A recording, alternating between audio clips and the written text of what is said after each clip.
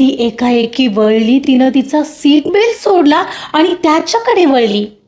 अचानक दोघांतलं अंतर कमी करत त्याच्या गळ्याभोवती तिच्या हातांचा विळखा घालत त्याच्या मिठीत शिरली. त्याला तर काहीच कळत नव्हतं तिला अचानक काय झालं. चक्क तिच्या हातांचा नाजूक विळखा त्याच्या भोवती पडलेला, जो घट्ट घट्ट होत चाललेला, तिचं असं अचानक रिॲक्ट होणं आणि इतकं जवळ असणं त्या क्षणाला बस त्याच्या अंगावर गोड शहारा उमटून गेलं होतं. त्याला क्षणभर काय रिॲक्ट करावं हेच कळत नव्हतं. जळवलेला श्वास तसाच रोखून त्याने तिला कसं बसं विचारलं, अक्षया काय झालं, आर यू ओके? तो तिला अलगद दंडावर थोपटत म्हणाला, थँक्यू सो मच सर. अगं पण कशासाठी? तो विचारत होता आणि ती क्षणभर तशीच डोळे मिटून होती. त्याच्या मिठीत काहीतरी वेगळंच फील होत होतं तिला. तसंच थांबावं वाटत होतं. एक क्षणाला तिच्या लक्षात आलं भावनेच्या भरात आपण काय केलंय. तशी ती पटकन बाजूला झाली. आय एम सॉरी, ती त्याच्याकडे न पाहताच म्हणाली. इट्स ओके, पण काय झालं काय? ती मुलगी मीच होते सर, जिला तुम्ही हॉस्पिटलमध्ये पोहोचवलेलं. आपण ऐकत आहात अध्यायम या कथेचा पुढचा भाग सुरू करण्याआधी प्लीज माझ्या चॅनलला सबस्क्राईब करून घ्या आणि आधीचे पार्ट ऐकले असल्याची खात्री करून घ्या. चला सुरुवात करतेय. अध्यायम भाग 71. अर्जुनने एका ठिकाणी कार थांबवली. 2-3 फूड स्टॉलची दुकानं सलग होती. जेवण नाही तरी काहीतरी स्नॅक्स मिळालंच असतं, कारण 4:30ची वेळ होती ती. दोघंही कारमधून उतरले आणि तो आत एक ठिकाणी गेला आणि ती बाहेरच थांबलेली, कारण तिला एका दुकानात पाणीपुरी वगैरे दिसलेली. अर्जुन ती आपल्यासोबत आली नाहीये पाहून तिला पाहायला पुन्हा बाहेर आला. अगं चल ना आत, इथे का थांबलीयस? Panipuri, can I have it? त्याकडे तिने बोट दाखवलं आणि चेहऱ्यावर अगदी बालिश भाव होते. या शुअर, तो म्हणायला अवकाश ती धावत त्या दुकानात पोहोचलीही. भैया एक पाणीपुरी लगा दो, भैया जल्दी लगा दो ना प्लीज. तिनं उत्साहात जाऊन ऑर्डर दिली. त्यावेळी फार कोणी नव्हतं तिथे, सो तिचा नंबर लागला. पाणीपुरी भैयाने लगेचच तिला द्यायला सुरुवात केली. तिखट का मीडियम? मीडियम. हातात आलेल्या द्रोणात पाणीपुरी तो लगोलग भरून देत होता आणि देताच ती तिच्या तोंडात गेलेली असायची. पाहता पाहता एक प्लेट पाणीपुरी संपलीही तिची. बाजूला अर्जुन उभा आहे याचं भानही नव्हतं बहुतेक तिला. ती बस पाणीपुरी एकावर एक रचत होती. भैया और एक लगा दो. तिचा बक्काना भरायचा चाललेला आणि तेही त्याचा स्वाद घेत. ही एकटीच अशी खाते, इतकी आवडते तिला पाणीपुरी. एक क्षणाला अर्जुन बाजूला आहे हे तिला बहुतेक जाणवलं. तिचं लक्ष त्याच्याकडे गेलं तर तो आश्चर्यचकित होऊन तिला पाहत होता. तिला त्याला विचारायचंही भान राहिलं नव्हतं आणि आता ती ओशाळली. तोंडात बक्काना भरलेला आणि आता तिला बोलायला तरी कसं येणार होतं. त्यावेळी तिच्या चेहऱ्यावर आलेलं गिल्ट अर्जुनला सहज दिसलं. तिने एकदम खायचं थांबवलं आणि तोंडावर हात पकडला. थोडं खाऊन घेतलं आधी आणि मग त्याला विचारलं, I am sorry, do you want? तो मान नकारार्थी हलवत तिला म्हणाला, तू खा. आणि त्याने भलतीकडे तोंड वळवलं, कारण त्याला आता तिचं हसूच येऊ लागलेलं. तसं तिनेही भलतीकडे तोंड वळवलं. तिचं तिलाच खराब वाटलेलं. दुसरी पाणीपुरी प्लेट संपल्यावर तिनं आणखी एक करायला लावली. अर्जुनच्या गालातलं स्मित आता गडद होत चाललेलं. भैया किती झाले? तिची पाणीपुरी संपल्यावर तिनं विचारलं. 3 प्लेटचे 60 रुपये. ती मोबाईल काढत होती. एवढ्यात वर अर्जुनने त्याच्या मोबाईलवरून स्कॅनही केलं होतं. सर मी करते, ती म्हणाली, पण पेमेंट झालंय आता. आणि ते होताच तो कारकडे निघून गेला. अर्जुन कारमध्ये येऊन बसला. 3 प्लेट पाणीपुरी एवढ्याच्या पोटात. त्याला प्रचंड हसू येत होतं. आणि तिचा बकाणा भरलेला आणि ओशाळलेला तो चेहराही आठवत होता. एवढ्यात ती कारमध्ये येऊन बसली. पाहते तर तो तोंड लपवत हसत होता. तिच्या लक्षात आलं तसं ती त्याला म्हणाली, काय झालं हसायला तुम्हाला? नाही, कुठे काय? काही नाही. त्याने आताही त्याला फुटणारं हसू दाबत सीट बेल्ट लावला. नाही, आता सांगावं तर लागेल.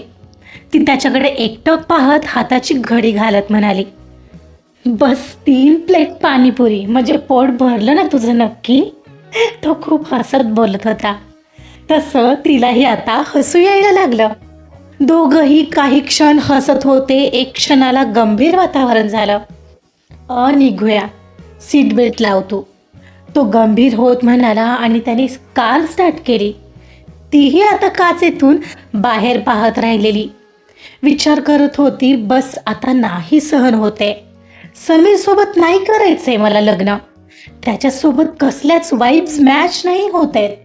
अर्जुनकडे लक्ष गेलं तर तोही गंभीर विचारात कार चालवत होता.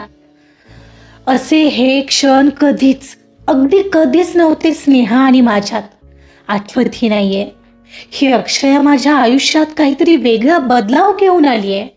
मला तिला जाऊ नाही द्यायचंय, पण काय आणि कसं होणार आहे मला माहीत नाही.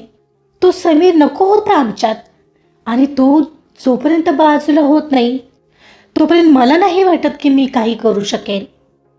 दोघंही आपापल्या विचारात हरवले होते. कार रोडला लागलेली आणि एक ठिकाणी सिग्नल लागला आणि काही लक्षात येतंय त्या आत एक मुलीची स्कूटी पाठीमागून जोरात पुढे आली, फरफटत समोर गेली.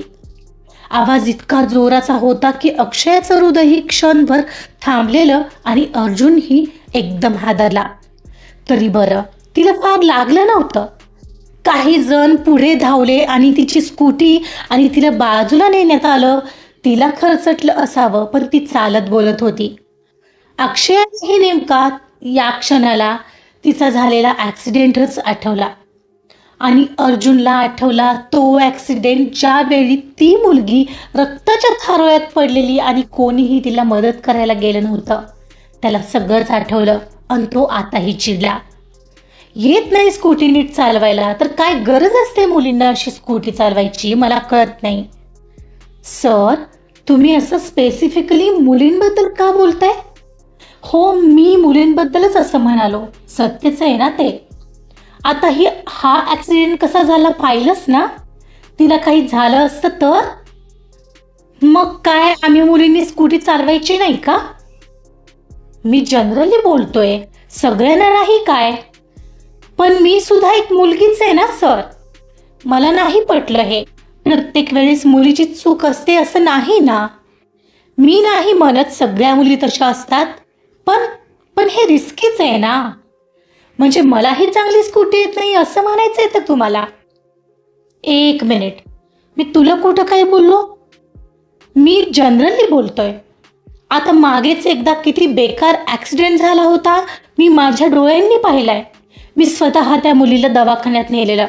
कोणी पुढं सुद्धा यायला तयार नव्हतं, माहितीये.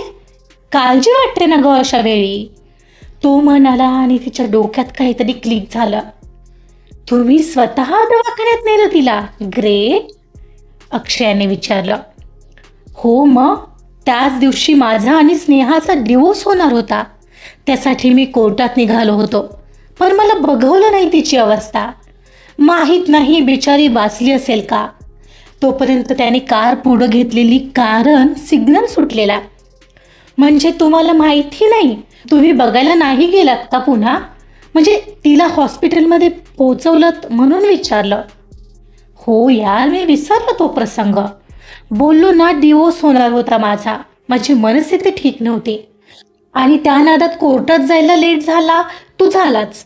पुन्हा ऑफिसमध्ये पोहोचायचं होतं, काही डेडलाईन्स होत्या. अर्जुन सांगत होता. कोणता दिवस होता सर तो? काही आठवतंय? तो विचित्र हसला आणि पुढे म्हणाला, तो काळा दिवस मी माझ्या आयुष्यातही विसरू शकत नाही.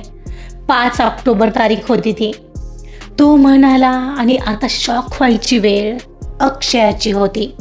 ती एकदम शांत झाली. त्याच दिवशी तर तिचा ॲक्सिडेंट झाला होता. अक्षया, काय झालं? तू कसला एवढा विचार करतेस? सर, आणखी एक विचारू? हो, विचार ना.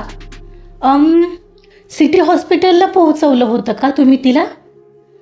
हो, तेच तेच तर आहे ना त्या रोडवर, अर्जुन म्हणाला. आणि मग तुम्ही तुमचं काहीतरी नाव दिलं असेल ना हॉस्पिटलमध्ये, तुम्ही ॲडमिट केलं त्या मुलीला म्हटल्यावर? अक्षयाने पुन्हा एक प्रश्न केला. नाही.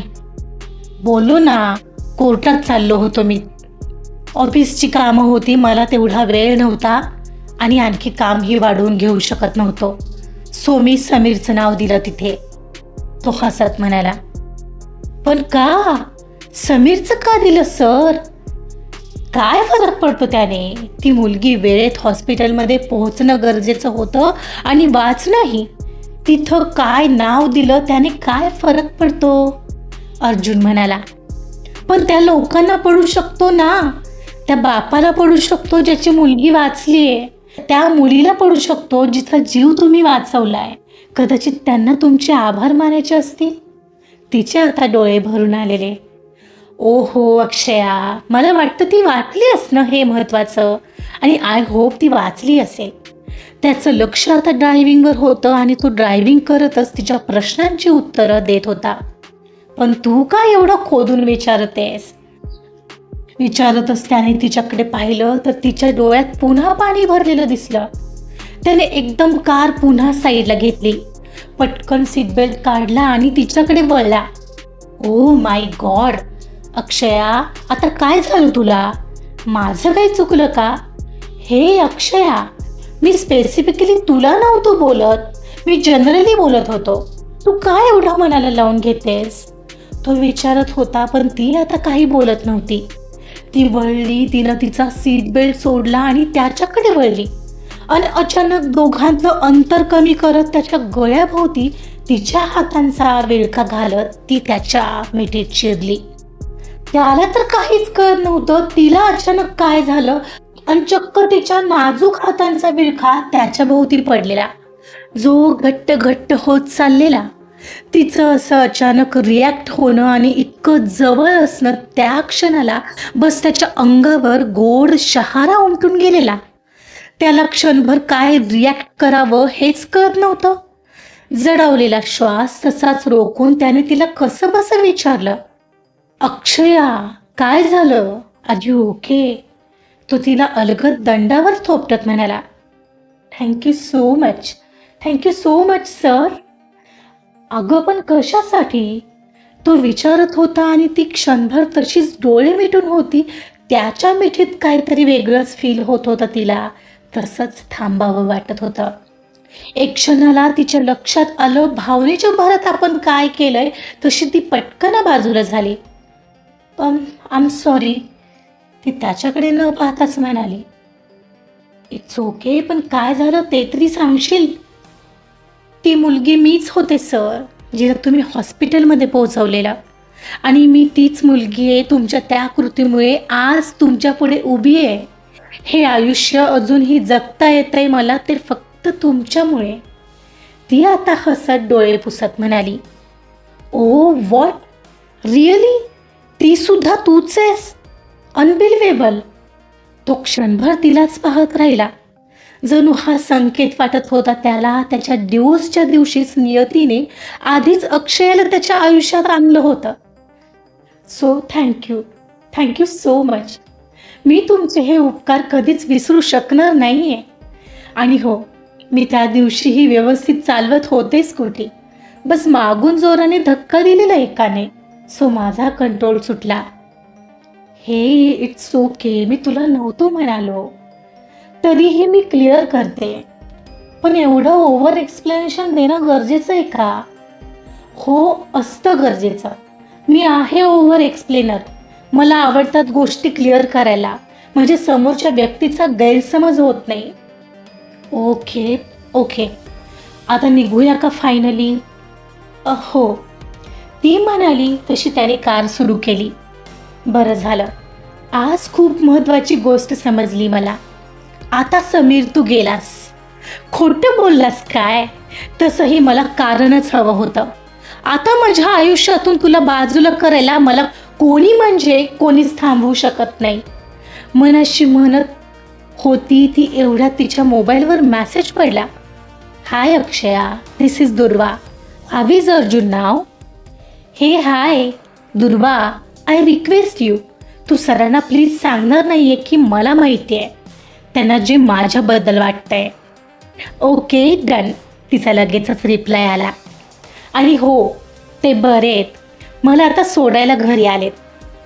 अरे वा, ग्रेट, एन्जॉय देन, मी करते तुला फोन रात्री. या शुअर, बाय. तिला रिप्लाय करून ती गालात स्मित करत काचेतून बाहेर पाहत राहिली. ती कोणाला तरी हसत टेक्स्ट करत होती. तिच्या चेहऱ्यावर आता विलक्षण आनंदही होता. कसं काय, कोणाशी बोलत असेल ती? अर्जुनला ते पाहून विचार आला आणि पुढच्या क्षणाला कदाचित समीर असेल असं समजून तो कार चालवत राहिला. थोडं वाईट तर वाटत होतं, पण त्याला कदाचित माहीत नव्हतं हळूहळू सगळं त्याच्याच मनासारखं होणार होतं. आजचा भाग कसा वाटला हे आपल्या कॉमेंट्समधून जरूर कळवा. तुमच्या कॉमेंट्स मला प्रोत्साहन देतात. प्लीज मला प्रोत्साहनास्पद एक कॉमेंट तरी नक्की द्या. पुढं काय होतंय, कसं त्यांचं लग्न होणार आहे, आणखी काय काय होणार आहे हे जाणून घेण्यासाठी ऐकत रहा अध्यायम. कथा आवडत असेल तर प्लीज लाईक करा, सबस्क्राईब करा आणि शेअर सुद्धा करा. Thank you so much.